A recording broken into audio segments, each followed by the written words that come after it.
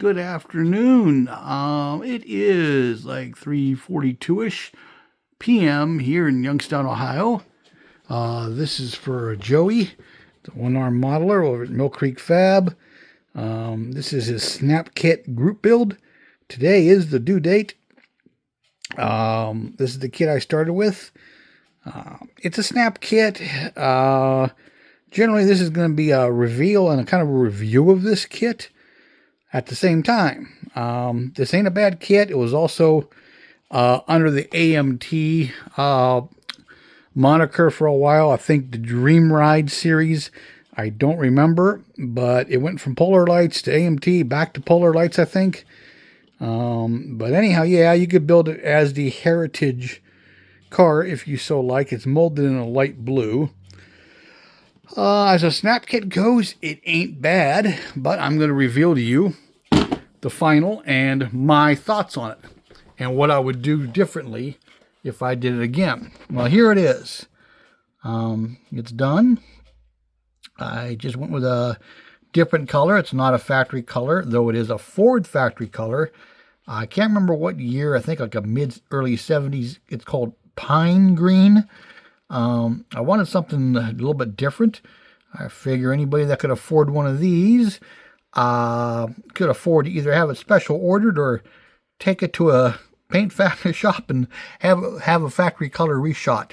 So anyhow, yeah, I went with black wheels. I stripped the chrome. And the wheels, like I said, it's a Snap Kit, so the wheels are two-piece and you have to wedge them into these tires. Not bad, not great. But overall, yeah, I think it's a good-looking car. I like it. The green is pretty accurate. I'm looking at the car in real, and I'm looking at it on my camera. And, yeah, it's pretty close. Sometimes the camera throws color off. But here's the other view. Painted the, calipers red. Just went with the black Simple Ford GT decals and the Ford logo on the hood. Nothing else. The license plate I used is from a sheet. Their paper decals are photo reduced. It's a Support Our Troops Ohio plate. Tail lights I painted red from behind since it has a long mounting peg right where the reverse light is. And there's no recess or raised area there. So painting it red on the outside and trying not to flow it onto that light would be really, really hard. But hey, I painted it from the inside. Now the only thing is I used Tamiya's clear twice and it kept flowing off those little raised ridges you see. So what I did is once that dried, I took a red Sharpie and went over top of that. And then I took a black Sharpie and went around the outside to give it kind of a gasket look. I think on the real car, those lights sit a little deeper in. I had to work to get them in there. Then I put some chrome pen over the tips of the locator pins where the reverses are. Now the funny thing is, there's no wall behind them, so any light that comes in from here will kind of make those glow a little bit. The exhaust tips, they're just painted with titanium and silver mixed, and I hollowed them out because they were solid. And the underside of this thing is mostly just like the real thing. Oh, let me flip it around here. It's just the only suspension you see is there and there, and everything else is the belly pan. I didn't notice until just a couple days ago that has a GT logo on the underside. I could have painted the underside of the body black there. I just noticed that. I should have done that, but too late now. But overall, it's a cool kit. I mean, I did a little bit of black wash. Now, this is my fault. I should have really scribed these lines out a lot deeper. All the body lines, so the detail stuff would sit in there better. It would sit in there, but when I wiped off any excess, it sucked it right back out. I used Sharpie on the front window trim, and then I used Sharpie on all the edges of all the glass, painted the wipers black, painted those vents black. it is an overall pretty cool kit. Now, here's the caveats, the things to look out for and things I would do differently. These headlights. Those reflector headlight units are a separate piece. They're supposed to snap down in there. I cut the snap stem off, and I sanded the bottom of it. But I didn't sand it enough. It needs to sit down in that bucket lower so this lens will fit better. Now, this is meant to snap on. So right up here, there's a snapping tab, and back there is. I cut them both off, but unfortunately, it leaves a mark. So I try to put Sharpie on the underside and around the trim. But if you look here, it's raised up here a little bit. So if I build another one of these, I would definitely shrink the size of the headlight unit in there. I would reduce it width, length, and height a lot more. And I would test fit before any priming or painting. Because it probably fit better, but I got primer, paint, and clear on here. And that, of course, reduces the size of the opening. Same with the opening for the little projector fog lights. It fits kind of funky. If I build another one, I'm going to cut them off the sprue first. Cut the locating pins off. Test fit again. Sand them, test fit. Maybe enlarge the openings. Test fit again and again. I think it would be recommended that they actually have a little bit of slop before you paint and prime everything.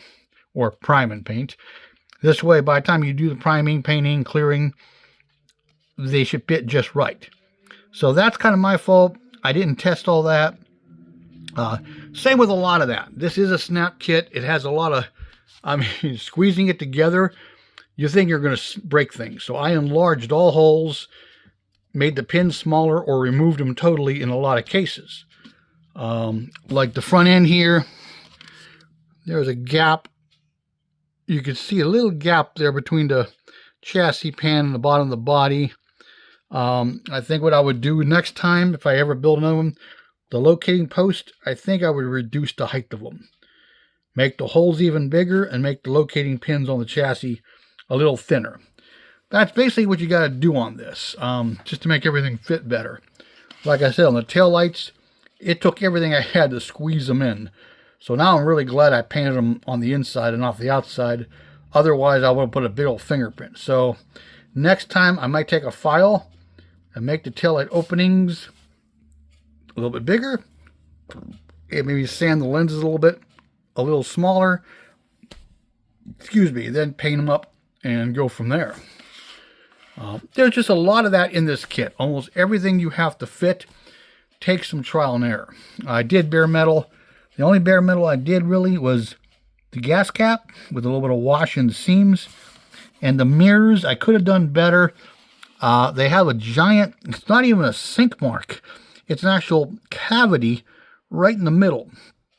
And they give you no chrome, no clear, nothing for the mirror reflector. So I put bare metal over it, but it's sunk into those holes. Next time I would definitely sand those a little bit and maybe fill it with some putty or some glue. And then sand them a little bit smoother. That's about it. But like I said, every last opening needed enlarged and every last pin needed reduced just to make it fit good. And I would recommend enlarging the holes for these before you paint it. Luckily, I didn't chip any paint or any clear, but I did have to get in there with an X-Acto and make that a little bit bigger. Like I said, it is a snap kit, but I wouldn't want to snap a lot of it because I'm afraid half of it would break. And there's some locating tabs down here that are supposed to catch the underside of the body. There's also some things on the upper chassis pan facing up that they don't do nothing. They're just these, it looks like a locator pin, but they're not. And they're pretty thick and huge. I snapped a lot of them off. I think next time I would sand them even smoother. Maybe reduce the height of the bottom of the interior and the top of the pan so everything fits up tighter. Overall, I'm very, very happy and very pleased with it. It'll be another one for my shelf, but there you go, Joey. I'm not sure if anybody else entered this snap kit group build, but I did. I wish I can give you a better interior shot, but being that it has glass all around, And we're getting a reflection from the light above. You know what? Let's do this. Let's come out here. Sorry for the camera motion. Now there you can see the seats. I did give them the chromey rivets, even though this year didn't have those. But I figured, hey, he went through the trouble of a custom color, so why wouldn't he do something with the interior? Who knows? But that's it. That's my Ford GT. It has its imperfections, but I'm, like I said, overall, Deuce, what are you doing? Happy with it, considering decades ago when I first started building, models as a kid, I would have never achieved a finish like this. As you can see, it polished out nicely. There's a couple places it went on kind of dry. I airbrushed this on, so even with all the clear in the world, some of this is kind of rough. But most of it's glossy and smooth. It is a hard body to paint. The odd part, one more thing about this kit, is it comes with this thing here. Okay, it looks like some reservoirs and a pump of some kind. It goes down in a compartment that's right here. However, you don't see it once the kit's built. And even if I left this panel here loose and it came off, there's a panel underneath it. So it's kind of odd that they didn't make that, any of this opening, because I'm sure on the real car, some of that's, by what I've seen in pictures, is a real small trunk. And then that's probably removable, and maybe this is removable separately or hinged. And there's some pumps and stuff down there. I suppose, you have to have your reservoirs for washer fluid, your battery, your control modules, because there's some reservoirs all attached to these things, but you really can't even see them, just barely. And I'm not sure what they reservoir, if they're oil tanks or if they're, one's for washer, one's overflow, one's, I got no idea. But that's my big group build car. So I got another one done. Now it's on to the group build for Blue Ox, the street machine. I got to get back on that. I'm trying to get the hood done, and I got to start assembling the rest of that for New Year's Eve. I should make it.